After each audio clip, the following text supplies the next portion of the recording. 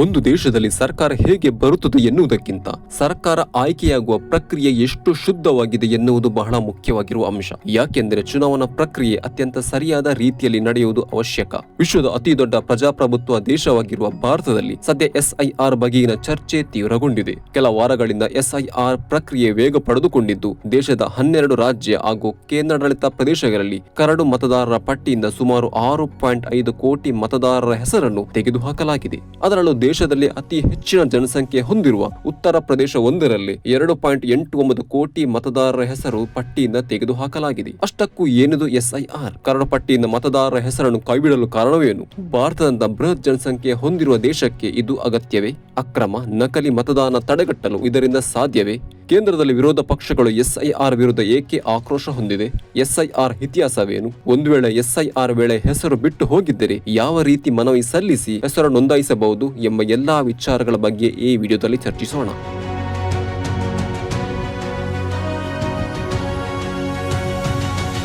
ನಮಸ್ಕಾರ ಪ್ರೀತಿಯ ವೀಕ್ಷಕ ಅಭಿಮಾನಿಗಳೇ, ಗ್ಲೋಬಲ್ ರಾಜಕೀಯ ಯೂಟ್ಯೂಬ್ ಚಾನಲ್ಗೆ ತಮಗೆ ಹಾರ್ದಿಕ ಸ್ವಾಗತ.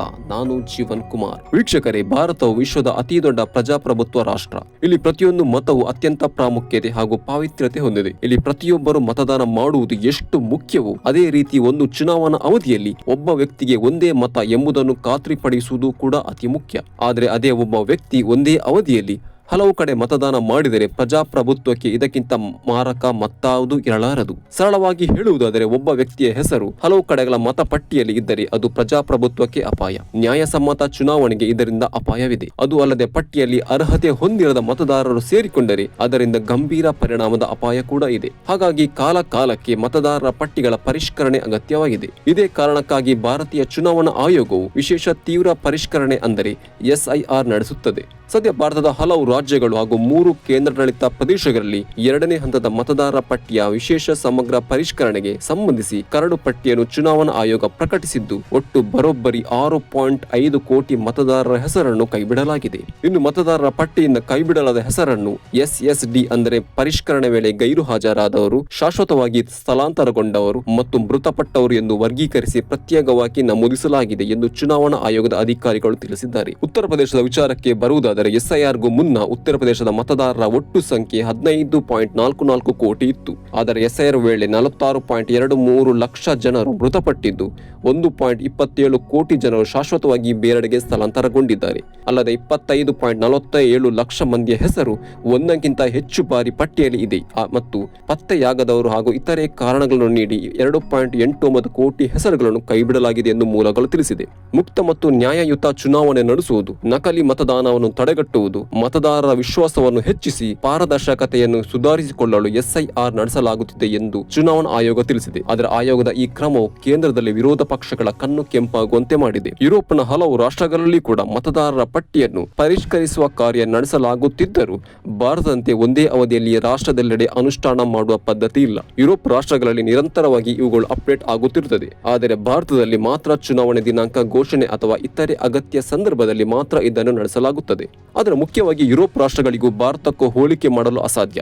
ಭಾರತಕ್ಕೆ ಹೋಲಿಸಿದರೆ ಯುರೋಪ್ ರಾಷ್ಟ್ರಗಳ ಜನಸಂಖ್ಯೆ ಭಾರಿ ಕಡಿಮೆ ಇದೆ. ಅಲ್ಲದೆ ಅಲ್ಲಿ ಮತದಾರರ ಪಟ್ಟಿಯಲ್ಲಿನ ಗೊಂದಲ ತೀರ ಕಡಿಮೆ ಎನ್ನಬಹುದು. ಇನ್ನು ಸದ್ಯ ಭಾರತದಲ್ಲಿ ಸುಮಾರು 2 ದಶಕಗಳ ಅಂದರೆ 2004ರ ಬಳಿಕ ಎಸ್ಐಆರ್ ನಡೆಸಲಾಗುತ್ತಿದ್ದು, ಪರ ವಿರೋಧ ಚರ್ಚೆಗಳು ಆರಂಭವಾಗಿವೆ. ಇನ್ನು ಇದೆಲ್ಲದರ ನಡುವೆ ಎಸ್ಐಆರ್ ಅಷ್ಟೊಂದು ಅಗತ್ಯವೇ? ಎಸ್ಐಆರ್ ಇತಿಹಾಸವೇನು? ಎಸ್ಐಆರ್ ಜಾರಿಗೆ ಬರಲು ಕಾರಣವೇನು ಎಂಬುದರ ಬಗ್ಗೆ ತಿಳಿದುಕೊಳ್ಳೋಣ.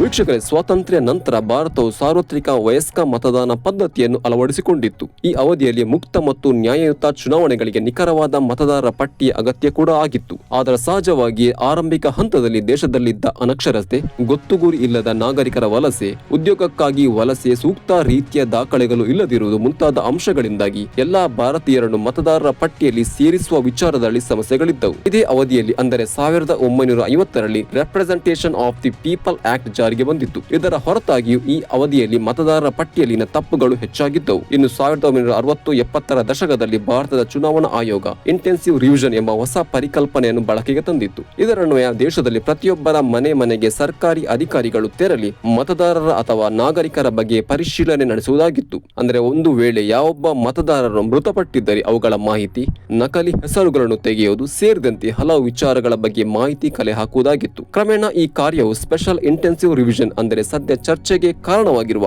SIR ಆಗಿ ರೂಪುಗೊಂಡಿತ್ತು. ಬಳಿಕ 1980-90ರ ದಶಕದ ಅವಧಿಯಲ್ಲಿ SIR ಚುನಾವಣಾ ಆಯೋಗದ ಒಂದು ನಿಯಮಿತ ಪ್ರಕ್ರಿಯೆಯಾಗಿ ಬದಲಾಗಿತ್ತು. 1990ರಲ್ಲಿ ಭಾರತದಲ್ಲಿ ಮುಕ್ತ ಮಾರುಕಟ್ಟೆ ಅಂದರೆ ಆರ್ಥಿಕ ಉದಾರೀಕರಣ ನೀತಿಯನ್ನು ಪರಿಚಯಿಸಿದ್ದ ಮತ್ತು ಜನಸಂಖ್ಯೆ ಬೆಳವಣಿಗೆ ಹಿನ್ನೆಲೆಯಲ್ಲಿ ದೇಶದೆಲ್ಲೆಡೆ ಜನತೆ ಉದ್ಯೋಗ, ಉತ್ತಮ ಜೀವನ, ವ್ಯಾಪಾರ ಸೇರಿದಂತೆ ವಿವಿಧ ಕಾರಣಗಳಿಂದಾಗಿ ನಗರಗಳತ್ತ ವಲಸೆ ಬರಲು ಆರಂಭಿಸಿದರು. ಹೀಗೆ ನಗರಕ್ಕೆ ಬಂದ ವ್ಯಕ್ತಿ ಅಥವಾ ಕುಟುಂಬ ಕ್ರಮೇಣವಾಗಿ ಶಾಶ್ವತವಾಗಿ ನಗರದಲ್ಲಿ ಉಳಿದುಕೊಳ್ಳಲು ಆರಂಭಿಸಿದ್ದರು. ಸಹಜವಾಗಿಯೇ ಇದರಿಂದ ಒಬ್ಬ ವ್ಯಕ್ತಿಯು ದೇಶದ ಹಲವು ಕಡೆಗಳಲ್ಲಿ ಮತದಾರರ ಪಟ್ಟಿಯಲ್ಲಿ ಹೆಸರು ನೊಂದಿರುವ ಸಂಗತಿ ಬಹಿರಂಗವಾಗಿತ್ತು. ಅಲ್ಲದೆ ಜನತೆಯ ವಲಸೆಯಿಂದಾಗಿ ಚುನಾವಣಾ ಪಟ್ಟಿ ಅಸಮರ್ಪಕವಾಗುತ್ತಾ ಹೋದವು. ಅಲ್ಲದೆ ಮೃತರ ಹೆಸರು ಕೂಡ ಮತದಾರರ ಪಟ್ಟಿಯಲ್ಲಿ ಹಾಗೆಯೇ ಉಳಿದುಕೊಳ್ಳುತ್ತಿತ್ತು. ಈ ಹಿನ್ನೆಲೆಯಲ್ಲಿ ವಿಶೇಷ ಸಂದರ್ಭದಲ್ಲಿ ಚುನಾವಣೆಗೂ ಮುನ್ನ ನಿಯಮಿತವಾಗಿ SIR ನಡೆಸಲು ನಿರ್ಧರಿಸಲಾಯಿತು. ಇನ್ನು 2000 ಇಸವಿಯ ಬಳಿಕ ಮತದಾರರ ಪಟ್ಟಿ ಕಂಪ್ಯೂಟರೀಕೃತ ಆಗಿ ಬದಲಾಗುವ ಜೊತೆಗೆ ಎಪಿಕ್ ಅಂದರೆ ವೋಟರ್ ID ಕಾರ್ಡ್ ಬಳಕೆಗೆ ಬಂದಿತ್ತು. ಅಲ್ಲದೆ ಮತದಾರರ ಪಟ್ಟಿಯಲ್ಲಿ ಆನ್ಲೈನ್ ಮೂಲಕವೇ ತಿದ್ದುಪಡಿ ವ್ಯವಸ್ಥೆಗಳನ್ನು ತರಲಾಗಿತ್ತು. ಆದರೆ 2010ರ ಬಳಿಕ SIR ಬಗ್ಗೆ ಅಪಸ್ವರಗಳು ಏಳಲು ಆರಂಭಿಸಿದವು. ಯಾಕೆಂದರೆ ಆ ಅವಧಿಯಲ್ಲಿ ಬಡವರು, ನಗರ ವಲಸಿಗರು, ಅಸಂಘಟಿತ ಕಾರ್ಮಿಕರ ಹೆಸರುಗಳನ್ನು ಮತದಾರರ ಪಟ್ಟಿಯಿಂದ ತೆಗೆದು ಹಾಕಲಾಗಿತ್ತು ಎಂಬ ಆರೋಪಗಳು ಕೇಳಿಬಂದಿದ್ದವು. ಒಟ್ಟಾರೆಯಾಗಿ ಗಮನಿಸಿದರೆ SIR ಕ್ರಾಂತಿಕಾರಕ ಬದಲಾವಣೆ ಎಂದು ಹೇಳಿದರೂ ಕೆಲವೊಂದು ಕಡೆಗಳಲ್ಲಿ ನೈಜ ಮತದಾರರ ಹೆಸರುಗಳು ಕೂಡ ಅಳಿಸಲಾಗುತ್ತಿದೆ ಎಂಬ ಆರೋಪ ಕೂಡ ಇದೆ. ಅಷ್ಟಕ್ಕೂ SIR ಅಗತ್ಯ ಇದೆಯೇ ಎಂಬುದಕ್ಕೆ ಉತ್ತರ ಇಲ್ಲಿದೆ.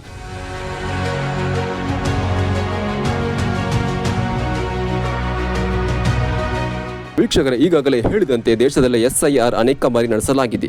ಅಂದರೆ ಒಟ್ಟು 13 ಬಾರಿ ದೇಶದಲ್ಲಿ SIR ನಡೆಸಲಾಗಿದೆ. ಇನ್ನು 2004ರ ಬಳಿಕ ಇದೇ ಮೊದಲ ಬಾರಿಗೆ 2025-2026ರಲ್ಲಿ SIR ನಡೆಸಲಾಗುತ್ತಿದೆ.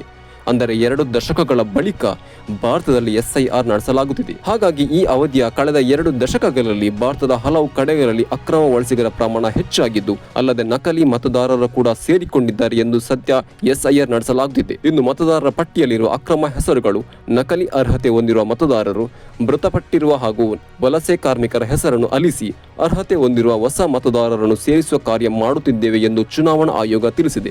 ಆದರೆ ಅತ್ತ ವಿರೋಧ ಪಕ್ಷಗಳು ತಮ್ಮದೇ ಆದ ವಾದ ಮಂಡಿಸುತ್ತಿದೆ. ಕೇಂದ್ರ ಸರ್ಕಾರದ ಒತ್ತಡದಿಂದ ಚುನಾವಣಾ ಆಯೋಗವು SIR ನಡೆಸುತ್ತಿದೆ ಎಂದು ಕಾಂಗ್ರೆಸ್ ನಾಯಕ ರಾಹುಲ್ ಗಾಂಧಿ ಆರೋಪಿಸಿದ್ದಾರೆ. ಅಲ್ಲದೆ SIR ಅಕ್ರಮ ಕುತಂತ್ರ ಹಾಗೂ ರಾಜಕೀಯ ಹಸ್ತಕ್ಷೇಪದಿಂದ ಕೂಡಿದೆ ಎಂದು ವಿರೋಧ ಪಕ್ಷಗಳು ಆರೋಪ ಮಾಡಿವೆ. ಒಟ್ಟಿನಲ್ಲಿ ಈ ವಿಚಾರದಲ್ಲಿ ಪರ ವಿರೋಧ ಚರ್ಚೆಗಳು ನಡೆಯುತ್ತಿದೆ. ಇನ್ನು ಯಾವುದೇ ಚುನಾವಣೆಗಳು ಸರಿಯಾದ ರೀತಿಯಲ್ಲಿ ನಡೆಯಬೇಕಾದರೆ ನಕಲಿ, ಅಕ್ರಮ ಮತದಾರರ ಹೆಸರನ್ನು ಅಳಿಸಿ ಶುದ್ಧತೆ ಉಳಿಸಿಕೊಳ್ಳುವುದು ಅತಿ ಮುಖ್ಯವಾಗಿದೆ. ಅಲ್ಲದೆ SIR ಕಾರ್ಯ ನಡೆಸುವಾಗ ಪಾರದರ್ಶಕತೆ ಕಾಪಾಡುವುದು ಕೂಡ ಅತಿ ಮುಖ್ಯವಾಗಿದೆ. ಹಾಗಾಗಿ ಈ ವಿಚಾರದಲ್ಲಿ ಚುನಾವಣಾ ಆಯೋಗವು SIR ವೇಳೆ ಎಲ್ಲಾ ರಾಜಕೀಯ ಪಕ್ಷಗಳ ವಿಚಾರ ಹಾಗೂ ಆತಂಕವನ್ನು ಗಮನಿಸಬೇಕಿದೆ.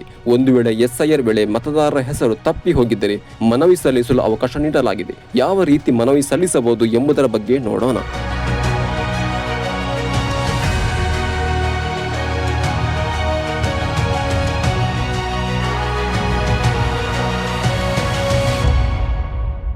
ಇನ್ನು ಒಂದು ವೇಳೆ ಹೆಸರನ್ನು ಮತ್ತೆ ಪಟ್ಟಿಗೆ ಸೇರ್ಪಡೆ ಮಾಡಲು ಭಾರತೀಯ ಚುನಾವಣಾ ಆಯೋಗ ಅವಕಾಶ ಕಲ್ಪಿಸಿದೆ. ಹೊಸದಾಗಿ ಹೆಸರು ಸೇರಿಸಲು ಅಥವಾ ತೆಗೆದು ಹಾಕಿದ ಹೆಸರನ್ನು ಸೇರ್ಪಡೆ ಮಾಡಲು ಫಾರ್ಮ್ ಸಂಖ್ಯೆ 6 ಬಳಸಬೇಕು. ಇನ್ನು ಹೆಸರು, ವಿಳಾಸ, ವಯಸ್ಸು ಸೇರಿದಂತೆ ಯಾವುದೇ ತಿದ್ದುಪಡಿ ಮಾಡಬೇಕಿದ್ದರೆ ಫಾರ್ಮ್ ಸಂಖ್ಯೆ 8 ಬಳಸಬೇಕು.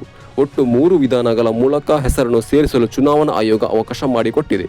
ಮೊದಲನೇದಾಗಿ ಆನ್ಲೈನ್ನಲ್ಲಿ election commission of India voter portal ಮೂಲಕ ಸಲ್ಲಿಸಬಹುದು.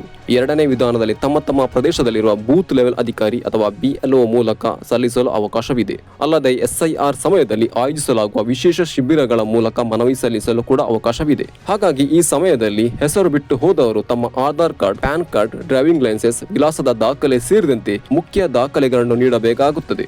ಎಲ್ಲಾ ದಾಖಲೆಗಳನ್ನು BLO ಪರಿಶೀಲನೆ ನಡೆಸಿದ ಬಳಿಕ ದಾಖಲೆಗಳು ಸರಿಯಾಗಿದ್ದರೆ ನಂತರ ಪ್ರಕಟವಾಗುವ ಅಂತಿಮ ಮತದಾರರ ಪಟ್ಟಿಯಲ್ಲಿ ಮರು ನೋಂದಾಯಿಸಿಕೊಳ್ಳುವ ಅವಕಾಶ ಇದೆ. ಹಾಗಾಗಿ ಕರಡು ಪಟ್ಟಿಯಲ್ಲಿ ಹೆಸರು ಹೊಂದಿಲ್ಲದವರು ಮತ್ತೆ ಅರ್ಜಿ ಸಲ್ಲಿಸಲು ಚುನಾವಣಾ ಆಯೋಗ ಅವಕಾಶ ನೀಡಿದೆ. ಯಾಕೆಂದರೆ ಪ್ರಜಾಪ್ರಭುತ್ವ ರಾಷ್ಟ್ರ ಭಾರತದಲ್ಲಿ ಪ್ರಜೆಗಳೇ ಪ್ರಭುಗಳಲ್ಲವೇ. ಹಾಗಾಗಿ ಮತದಾರರ ಪಟ್ಟಿಯಿಂದ ಹೆಸರನ್ನು ಅಲಿಸುವ ವಿಚಾರದಲ್ಲಿ ಸರಿಯಾದ ರೀತಿಯಲ್ಲಿ ಚುನಾವಣಾ ಆಯೋಗ ಕಾರ್ಯನಿರ್ವಹಿಸುವ ಅಗತ್ಯವಿದೆ. ಇದರ ಜೊತೆಗೆ ನಕಲಿ ಮತದಾರರನ್ನು ತೆಗೆದುಹಾಕುವುದು ಕೂಡ ಅತಿ ಮುಖ್ಯವಾಗಿದೆ. ಓಕೆ ವೀಕ್ಷಕರೇ, ಇದು ಈ ಹೊತ್ತಿನ ವಿಶೇಷ. ಈ ವಿಚಾರದ ಬಗ್ಗೆ ನೀವು ನಿಮ್ಮ ಅಭಿಪ್ರಾಯಗಳನ್ನು ಕಮೆಂಟ್ ಮೂಲಕ ತಿಳಿಸಬಹುದು ಎಂದು ಹೇಳುತ್ತಾ ವಿಡಿಯೋ ವೀಕ್ಷಿಸಿದ ಎಲ್ಲರಿಗೂ ಧನ್ಯವಾದಗಳು. ಎಲ್ಲರಿಗೂ ಶುಭವಾಗಲಿ.